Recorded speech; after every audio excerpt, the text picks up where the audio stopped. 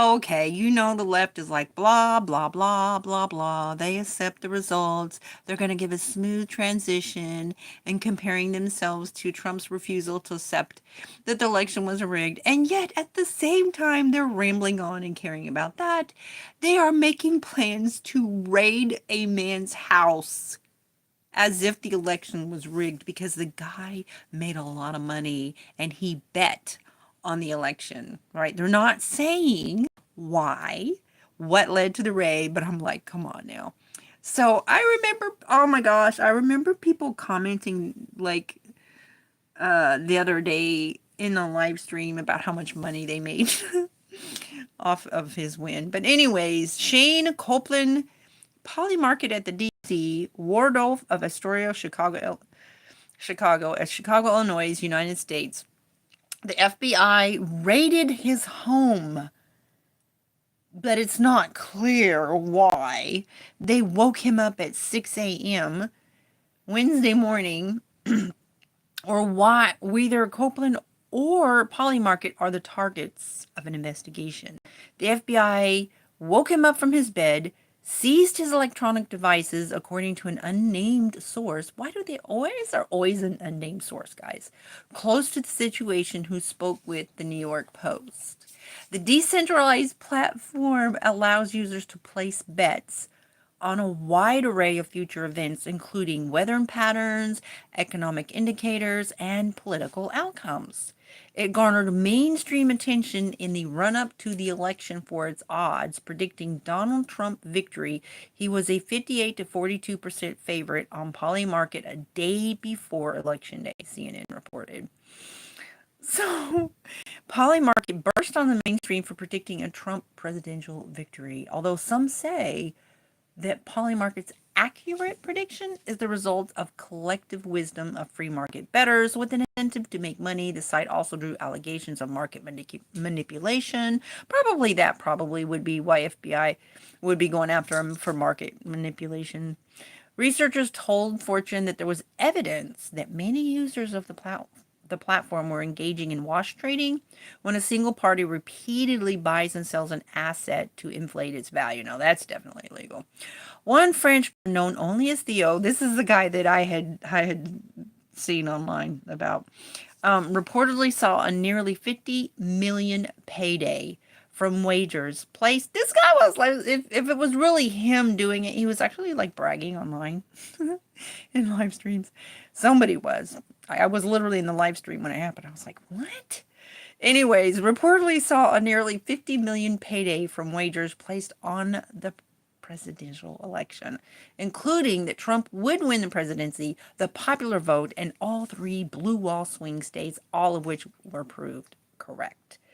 Theo told the Wall Street Journal that he was essentially betting against the accuracy of mainstream polls. And I remember that. That was like the he called it, I think it was called the shy Trump voter phenomena, where basically people don't participate in polls, or they're lying about who they are going to vote for because they're afraid that if they say they're going to vote for Trump, that people would like dislike them, and that's very real. There's a lot of people, they don't want to discuss it, or they just, that there is that phenomenon.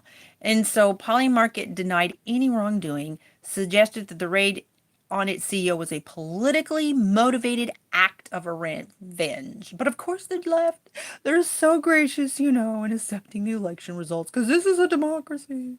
Anyways, this is obvious political retribution by the outgoing administration against Polymark for providing a market that correctly called the 2024 presidential election. A spokesperson for Polymarket told Axios of the raid, Polymarket is a full, transparent prediction market that helps everyday people better understand the events that matter most to them, including elections. Copeland, for his part, seemed unfazed by the raid, sharing a playful post to Twitter later on Wednesday. The entrepreneur, whose cell phone had been seized hours earlier, quipped, "New phone, who dis?" Although Polymark's betting has not been available to Americans since 2022, Copeland said in the wake of the election that he was aiming to back to the U.S., which would be possible after an October court decision lifted a freeze on election betting. I thought betting was like, I thought it was like illegal for betting, but this guy, they raided his house. I want to give a lot of credit to the people who fought the battle to go and legalize political prediction markets in America, Copeland said in a recent interview. They raided his house. The feds went to his house today. It's like, oh my goodness, they raided his house. They're so mad that Trump won. It's not that they're mad that they won, but that it was predicted that they won because the left was heavily invested in the polls, and they just kept like trying to brainwash the public to think that the polls are all for Harris, all for Harris. And this guy is like out there literally taking bets in the millions, in the many millions, guys, that Trump was going to win. And they are so mad at this guy. Oh, shame. They done got him today, guys. The feds went in there. Oh, my goodness. Now, there's no charges that I know of. They just raided his house. Why do you always go early in the morning, too? Like, he's asleep, 6 a.m. They bust in his house. And they took all his devices. So he had to go get a new phone so he can post on Twitter about it.